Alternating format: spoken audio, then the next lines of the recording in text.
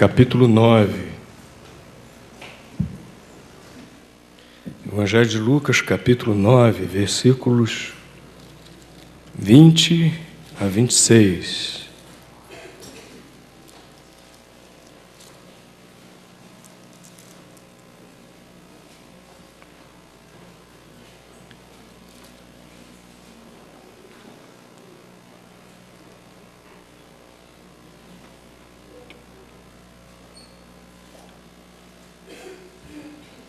Lucas, capítulo 9, versículos 20 a 26.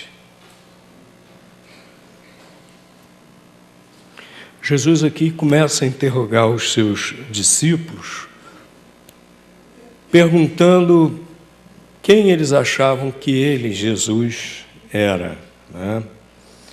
Disse-lhes Jesus: e vós, quem dizeis que eu sou? E respondendo Pedro, disse: o Cristo de Deus. E admoestando-os, mandou que a ninguém referissem isso, dizendo: é necessário que o Filho do Homem padeça muitas coisas e seja rejeitado dos anciãos e dos escribas e seja morto e ressuscite ao terceiro dia.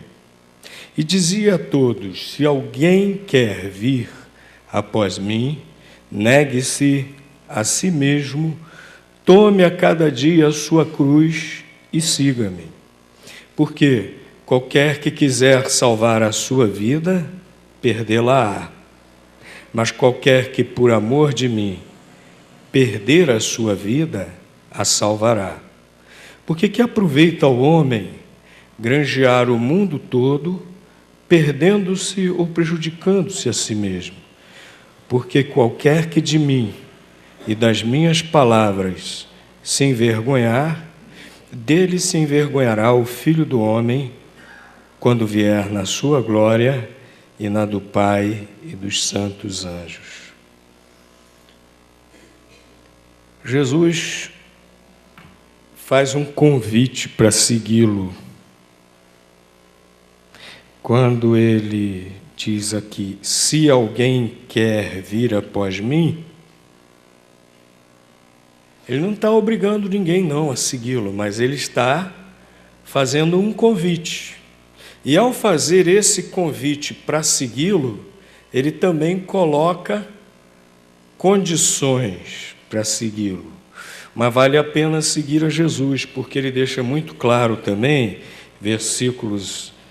nos próprios versículos 23 e 24, que seguindo a Jesus é que nós temos o quê?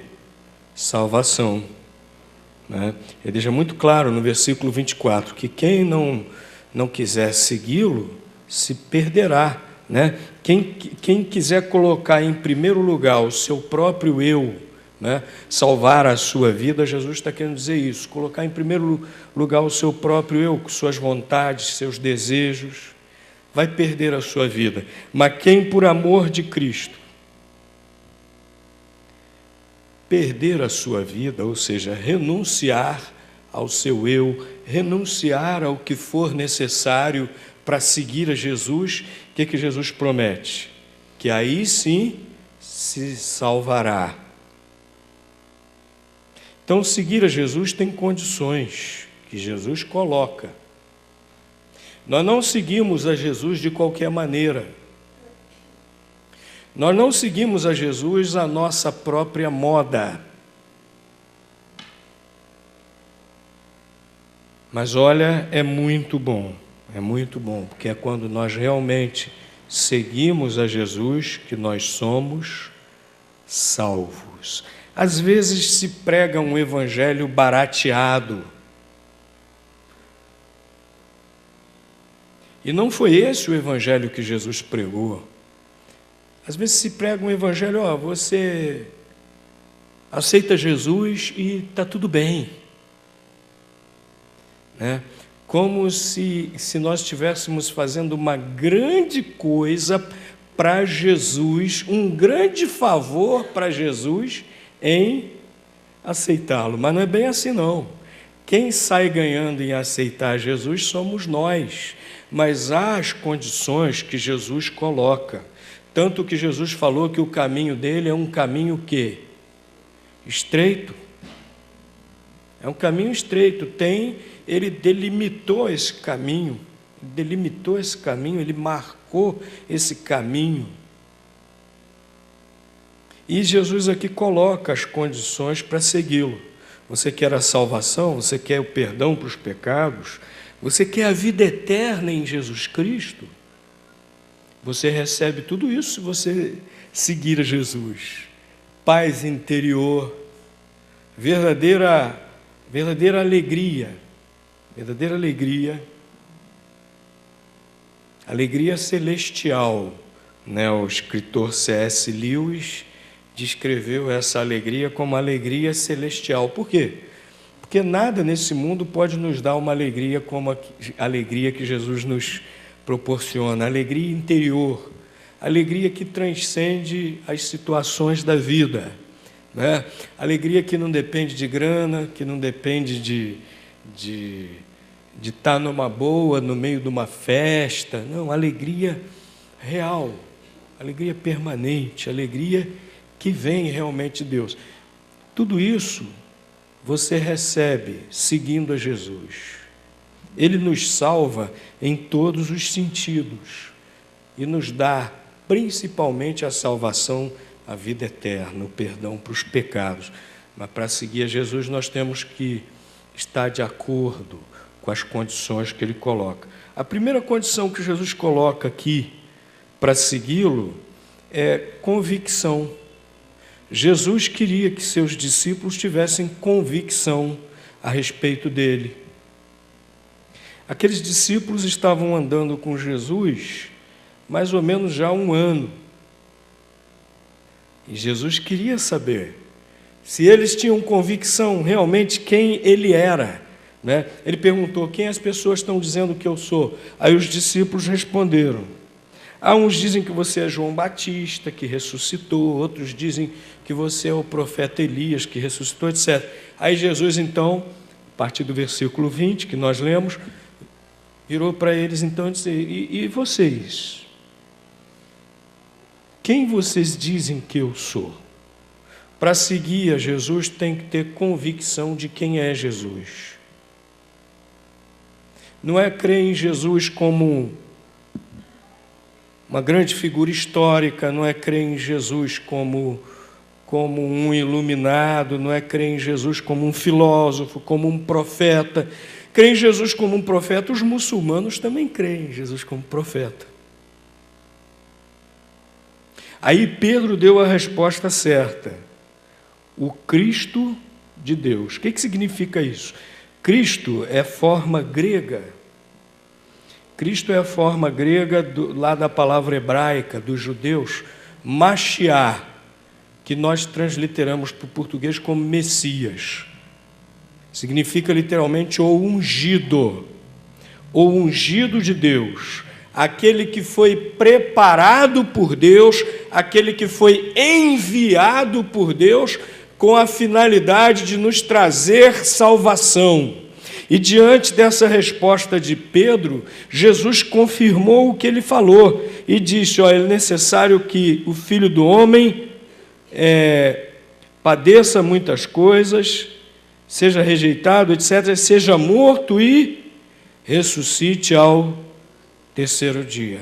Jesus confirmou a resposta de Pedro e ainda deu detalhes a respeito do que ele faria para a nossa salvação, de sofrer por nossos pecados lá na cruz, diante de Deus pagar a conta, sofrer o castigo dos nossos pecados,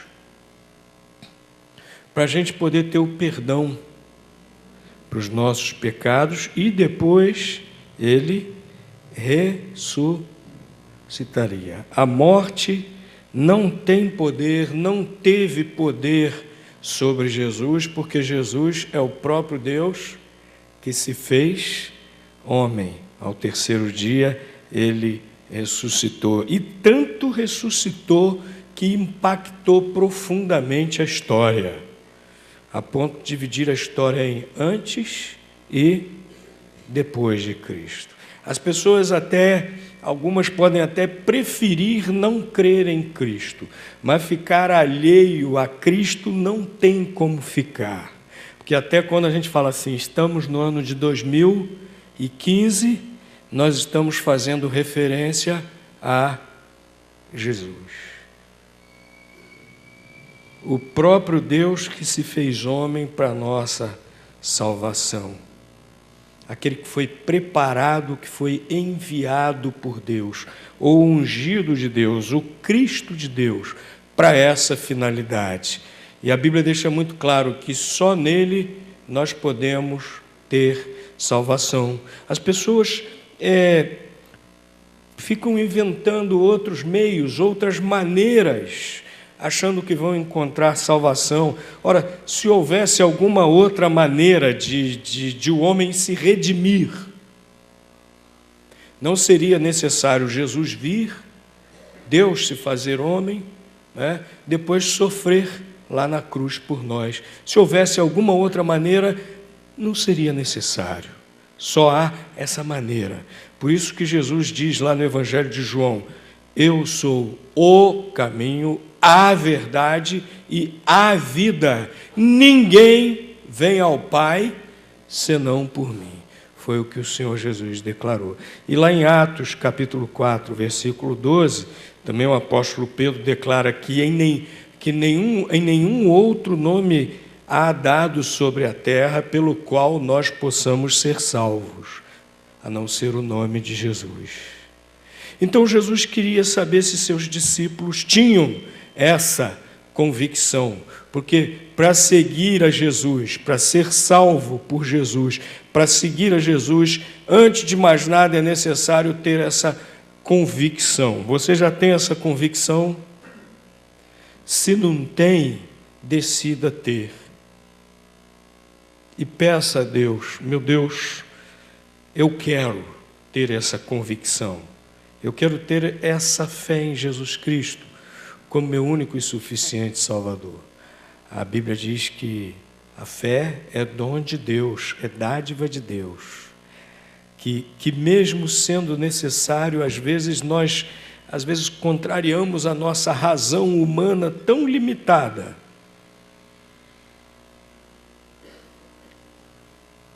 Às vezes a nossa razão humana é tão limitada, mas às vezes nós contrariamos essa razão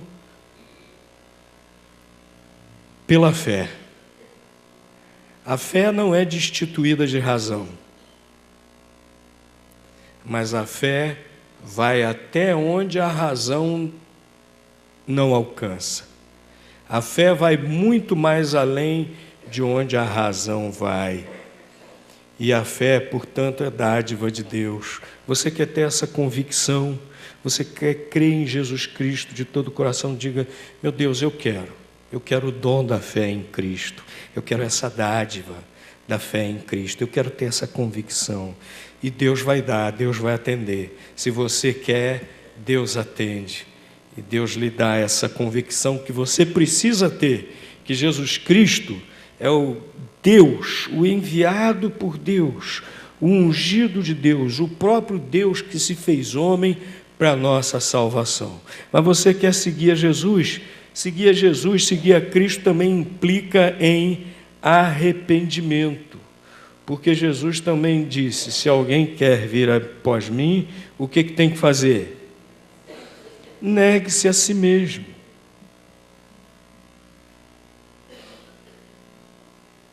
Negar-se a si mesmo é renunciar à sua própria vontade. Porque a nossa vontade está distorcida, a nossa vontade está contaminada pelo pecado, pela desobediência a Deus, não é? E quase sempre as pessoas dizem assim, que nada, eu faço o que eu quero, eu sou o dono do meu nariz, eu não abro mão do que eu gosto, se eu não estou prejudicando ninguém, eu vou fazer o que bem me der na telha. Sabe como é que se chama isso? É justamente o pecado, o sentimento de autonomia, sentimento só não, atitude também, de autonomia total. A pessoa se esquece ou não quer fazer em primeiro lugar a vontade de Deus. Isso é pecado. Deus nos criou, Deus sabe o que é melhor para nós, Ele nos mostra a sua vontade e nós precisamos fazer em primeiro lugar a vontade de Deus. Se nós queremos fazer a nossa vontade e não a de Deus, isso é pecado. E tudo que existe por aí, que tem gerado tantos problemas no mundo, são manifestações dessa, vamos dizer assim, dessa rebeldia em relação a Deus. O camarada pode ser, o indivíduo pode ser um religioso, pode frequentar reuniões de alguma religião com assiduidade, mas se decidiu fazer a sua própria vontade e não a de Deus, é um pecador. E precisa se arrepender, precisa negar-se a si mesmo, negar a sua própria vontade para fazer em primeiro lugar a vontade de Deus. Meu Deus, eu não estou satisfeito com o que eu sou um pecador, meu Deus. Eu não quero mais ser um pecador. Isso é negar-se a si mesmo. Meu Deus, eu quero mudar, meu Deus. Eu não quero mais fazer coisas que não te agradam. Eu não quero fazer mais coisas que não estão de acordo com a tua vontade. Eu só quero viver te agradando. Eu só quero viver para fazer a tua vontade. Esse é o arrependimento. É negar-se a si mesmo. Negar a nossa condição, né? Nossa condição de pecadores egocêntricos. Isso é o arrependimento, negar-se a si mesmo. Se alguém quer seguir a Cristo, precisa negar-se a si mesmo. Precisa estar disposto, precisa desejar ser obediente a Deus e não à sua própria vontade. Quer seguir a Jesus? Quer ser salvo por Jesus? Arrependa-se dos seus pecados, negue-se a si mesmo. E por fim, meus queridos, outra coisa, e muito importante que nós vemos nesse texto. Você quer seguir a Jesus? É necessário comprometimento total com Jesus. Com Jesus não existe comprometimento 10%, 20%, 30%, 50%, 80%, 90%. Com Jesus é comprometimento total, porque Jesus está convidando aqui, ele continua dizendo, se alguém quiser vir após mim, negue-se a si mesmo, tome cada dia a sua cruz e siga-me. Tome cada dia a sua cruz e siga-me. Jesus estava caminhando para a cruz. Tanto que ele deixou isso muito claro para os seus discípulos. O que ia acontecer com ele? Que ele seria rejeitado, que ele sofreria e, por fim, sofreria morrendo na cruz. Jesus estava andando, caminhando, literalmente, cada dia para a cruz. Até que ele foi para Jerusalém a última vez, ensinou no templo, foi preso e crucificado. E Jesus, o que ele fez aqui? Convidou quem desejava segui-lo a também ir morrer na cruz com ele. Vocês querem me seguir? Vocês têm que estar totalmente comprometidos comigo, a ponto de, se necessário for, vocês também serem presos e crucificados. Cada um tome cada dia a sua cruz e siga-me. Esse caminho aqui que eu estou andando para a cruz. Jesus estava dizendo, se vocês querem ser meus discípulos, se querem me seguir, comprometam-se totalmente comigo. Meus irmãos, seguir a Jesus exige comprometimento total. E às vezes tem gente brincando de seguir a Jesus. Vive do jeito que quer, da maneira que quiser, faz o que quer. E depois diz assim, não, eu sou de Jesus. Será que é mesmo?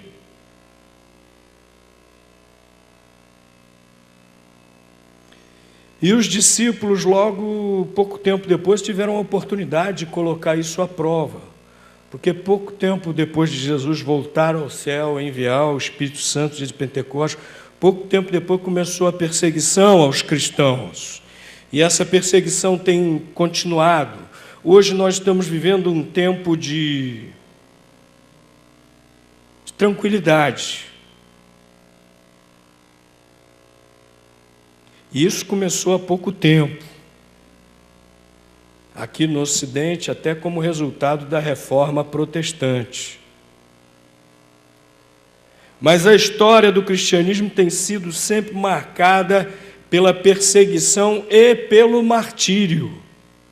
Quem realmente estava disposto a seguir a Cristo, estava disposto também, literalmente, a tomar a sua cruz, ou seja, morrer por Cristo. Comprometimento total com Cristo. E embora aqui hoje no Ocidente nós estejamos vivendo esses tempos de relativa tranquilidade para os cristãos, lá no Oriente, na África, na China, em outros países, não é assim não. Na antiga União Soviética, quando alguém queria se batizar, se convertia a Cristo, a única pergunta que era feita era a seguinte: você está pronto a morrer por Cristo? Os batismos eram feitos em segredo, de madrugada, em florestas, rios, lagos, florestas, na antiga União Soviética. E a única pergunta que era feita na profissão de fé era essa: você está pronto a morrer por Cristo? Se o novo crente respondia, estou, então ele era batizado. Eu fico pensando, se a gente vivesse nas mesmas condições, que nosso comprometimento com Cristo fosse colocado à prova, como será que nós nos sairíamos? É interessante que Jesus fez esse convite para os seus discípulos. Mais cedo nós começamos a perceber ele começou a perceber quais os que estavam realmente comprometidos com ele. Uma multidão o aclamou quando ele entrou em Jerusalém, montado lá no jumentinho, né? Hosana, bendito que vem, filho de Davi, bendito que vem em nome de Deus, etc. Né? O aclamaram. Quantos ficaram com ele quando ele foi crucificado, quando ele foi preso? Aí Jesus ressuscitou e, segundo a Bíblia, apareceu a mais de 500 discípulos, Jesus ressuscitado. Ninguém pode duvidar, apareceu a mais de 500 pessoas, Jesus ressuscitado, né? E Jesus deu uma ordem para eles, qual foi? Que fossem para Jerusalém e ficassem lá fazendo o quê? Aguardando o cumprimento da promessa, derramamento do Espírito Santo. Mais de 500 discípulos. Quantos obedeceram? Em torno aí de 120, segundo o início do livro de Atos. Pelo menos 380 acharam que esperar o cumprimento da promessa em Jerusalém era tempo demais. Qual é? Nós temos que cuidar de nossas vidas. Nós temos famílias para cuidar, etc. Justificativas que nós encararíamos como muito plausíveis. Mas Jesus deu uma ordem e eles não estavam comprometidos com Jesus, porque só 120 obedeceram a ordem. Esses estavam realmente comprometidos com Jesus. E como eu falei com os irmãos, ao longo da história do cristianismo, nós temos visto aqueles que realmente estão comprometidos com Cristo. Meu querido, você quer ter salvação, vida eterna, você quer seguir a Cristo, você quer ser realmente um discípulo de Cristo, você precisa ter convicção de que Jesus Cristo é o único suficiente Salvador. Você precisa negar-se a si mesmo, você precisa se arrepender de seus pecados, mas você precisa se comprometer totalmente com Jesus. Entregar toda a sua vida a Jesus. Dizer: Senhor Jesus, eu abro mão do meu eu e eu estou disposto a segui-lo, custe o que custar. Lá em Itamonte, apesar desses tempos de tranquilidade que nós vivemos aqui para os cristãos, mas de vez em quando tem perseguição, sim. Lá em Itamonte eu conheci uma irmã Vilma. Estive com ela domingo passado à noite, quando preguei lá na igreja de Itanhandu, nos 20 anos de organização da igreja de Itanhandu, trabalho missionário da nossa igreja também, né? Estive com ela e, olha, deu uma alegria tão grande. Ela falou assim: pastor, estou firme, não perco um culto, uma reunião da igreja, da congregação de Itamonte, daqui de Itanhandu também. Itanhandu dá mais ou menos 18 quilômetros de Itamonte. Tem que pegar ônibus, não é fácil aqui, que nem aqui que tem ônibus toda hora, não. É ônibus, lá parece que são 3 ônibus por dia, 3 ou 4 ônibus, né, por dia entre Itamonte e Itanhandu. E olha, essa irmã teve derrame, teve AVC, tem dificuldade para andar. Um lado do corpo quase não tem movimentos. O marido botou ela para fora de casa quando ela aceitou Jesus como Salvador. Botou ela para fora de casa. Ela está morando com a irmã. E ela contou que outro dia desse a irmã trancou ela em casa para ela não ir à igreja. Para ela ir à nossa congregação lá em Itamonte, com esse problema todo, das sequelas de AVC, etc. Mas ela caminha mais de 1 quilômetro. Caminha mais de 1 quilômetro para ir à congregação, para ir à igreja em Itanhandu. Quando não tem carona de carro, etc., pastor Eltimar, ela vai assim mesmo, pega ônibus e vai assim mesmo. Comprometimento com Cristo, gente. Nossos irmãos lá no Oriente que estão pagando com suas vidas, simplesmente por serem seguidores de Cristo, estão sendo mortos pelos extremistas. Como é que está o nosso comprometimento com Cristo, irmãos? Tem gente que não vem à igreja de manhã, no domingo, que diz que está muito cansado, tem que dormir, trabalhou muito a semana toda, ou estudou muito a semana toda. Eu lembro que o domingo, para mim, entre outras coisas, era um dia maravilhoso, porque eu podia me dar o luxo de acordar no domingo 8 horas da manhã.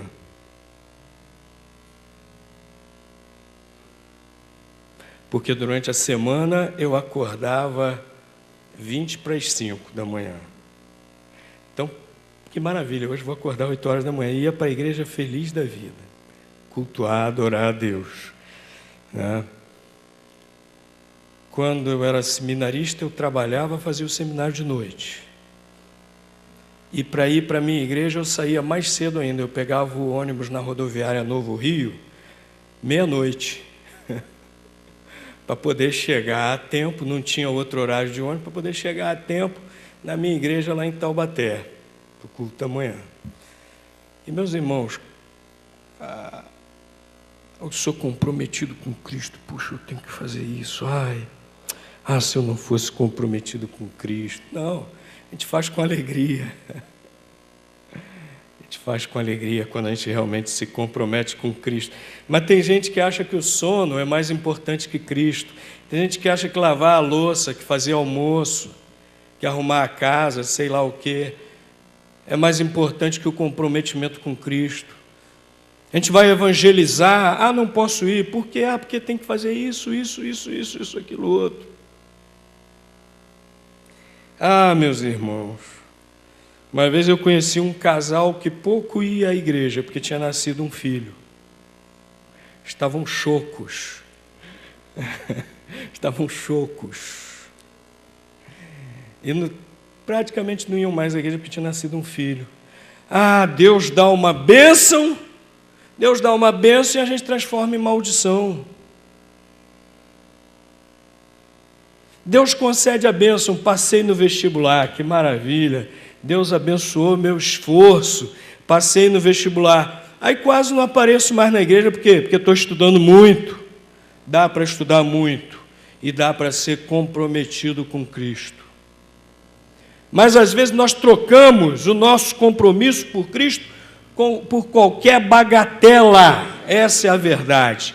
Às vezes qualquer bagatela, qualquer ninharia, às vezes nós damos mais importância do que Cristo. Já pensou se Cristo fosse inventar essas desculpas para não ir à cruz? Ah, vou sofrer muito. Ah, vou sofrer muito. Ai, o quê? Deixar a minha condição no céu para me limitar à forma humana? Não, não dá e tal. Ah, como está o nosso comprometimento com Cristo?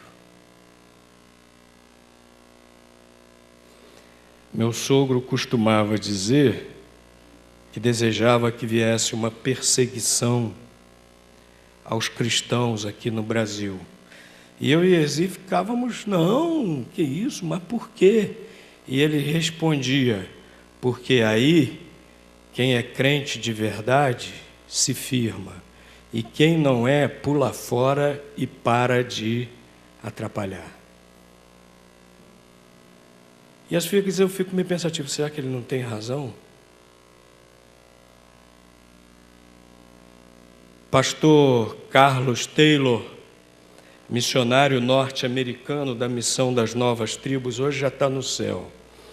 Mas ele dizia sempre o seguinte: o sangue dos mártires é que pavimenta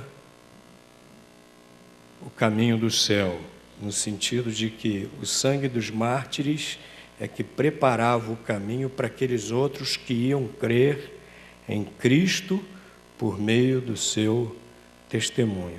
Mas para isso é necessário um comprometimento verdadeiro, real com Cristo, que não se mostra, não é só na hora da perseguição, não. Se mostra nessas pequenas, grandes escolhas que nós precisamos fazer no nosso cotidiano, que nós precisamos fazer no nosso dia a dia. Nessas pequenas, grandes escolhas, nós estamos nos comprometendo realmente com Cristo, ou não. E é necessário, meus irmãos, que nós realmente priorizemos Cristo e sacrifiquemos o que for necessário. Eu lembro-me de um filme que me impactou muito, Carruagens de Fogo. Quem viu esse filme aqui? Então, tem outros aí também que já tem mais de 40, 50 anos, né?